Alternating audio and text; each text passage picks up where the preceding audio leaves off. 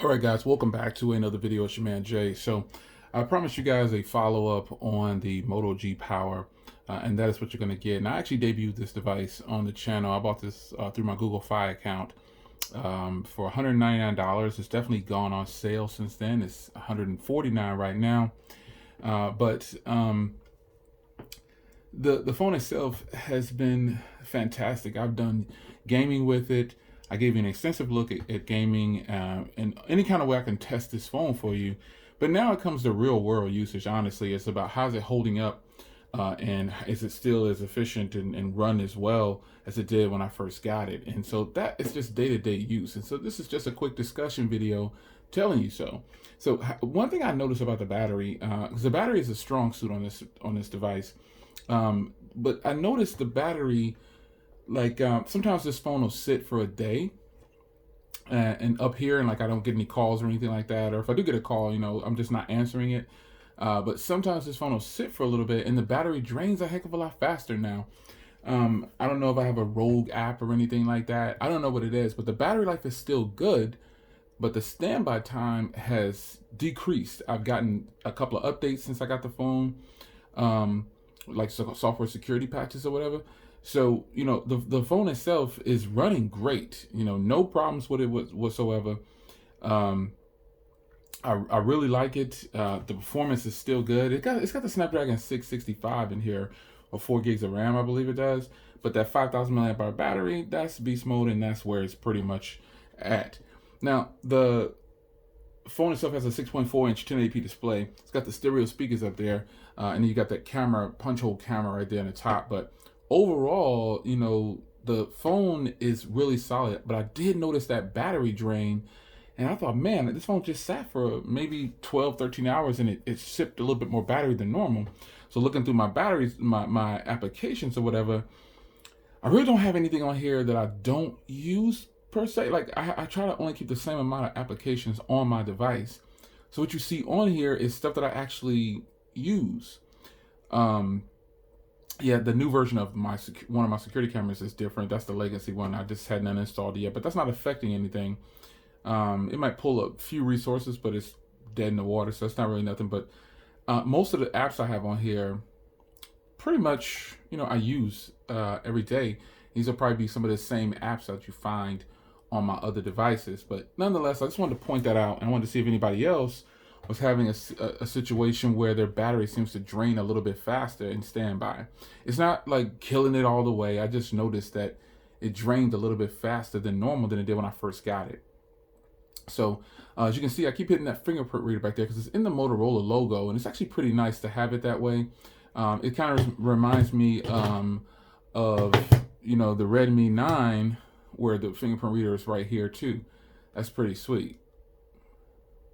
Yeah, I like the design of the Redmi 9's fingerprint reader a little bit better than the Motorola, but I really like the 9S for the fingerprint reader on the side right here. I think that's fat right there. I really love the power button with the fingerprint reader on the side like that. I love that, and I love the camera in the center too, by the way.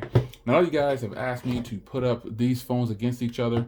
I think what you'll find is that the Moto G Power to me is it has longer battery, and that's important. However, it seems like it's a better fit for me. Like if I had to choose between the two, the cameras are better for sure, and that's a big part. That's a big thing for me. But I like the hardware on the Redmi 9. You see what I'm saying? So they both have the headphone jack and the Type-C and everything. But this one has stereo speakers, and you know, it's a matter of personal preference. You know, if the Motorola, if they would make some hardware like this for Motorola, I would really enjoy it. You know, the screen on the Motorola appears to be a little bit better, but overall, for $149, if I had to choose between the two, I would definitely go with the Moto G Power.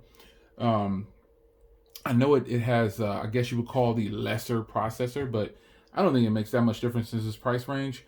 You're getting stellar performance from both. The Motorola is going to get updates just like the Xiaomi is going to get updates, but this phone right here it's a good phone, man. I dislike the hardware on here, like the shininess.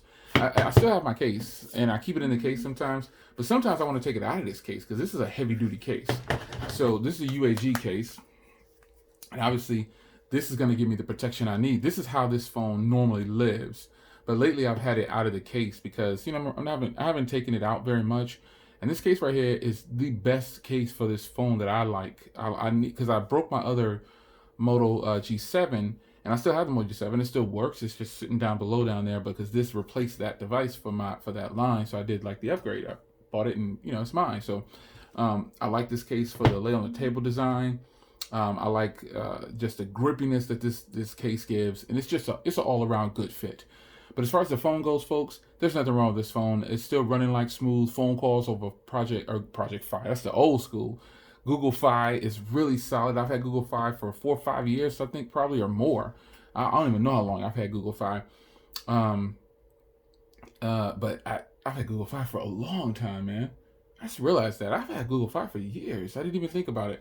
But I just think overall, the phone is a solid phone. Like, this is a phone that a person can use every day. Like, why not? This is a great phone. The battery life is killer.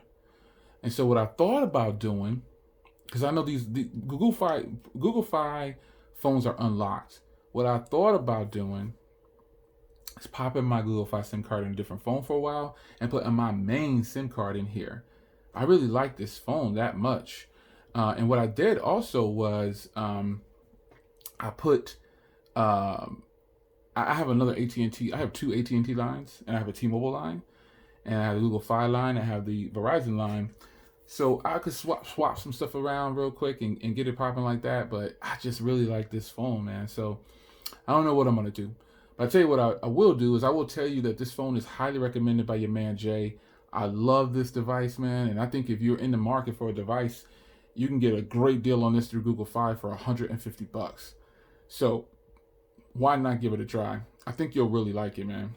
But I had to give you a quick video. It's late, you know what I'm saying? So I had to go ahead and I got caught up with some other stuff. But I do use this phone daily, and it is a daily driver. The main purpose of my Google Fi line is unlimited calls and unlimited texts.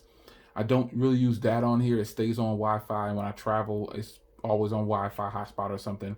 I just really need this phone for traveling, switching between the networks of the 3 networks that it can jump between. In order to do that, I have to have a Google Fi phone officially, and this is a Google Fi certified device because I got it directly from Google Fi.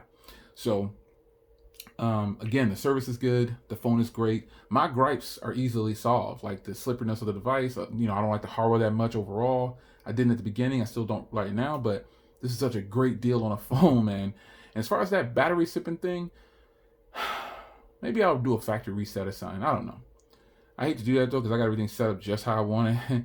I know I could do a restore or whatever, but I don't think it needs a factory reset because I'm still getting averaging 3 to 4 days, 10 to 14 hours of screen on time. It's ridiculous, man. I don't even monitor it anymore because I can rely on this phone to take me through an entire weekend, like a real 72 hours if I needed to. It's your man Jay. Hope you guys enjoyed. See you in the next one.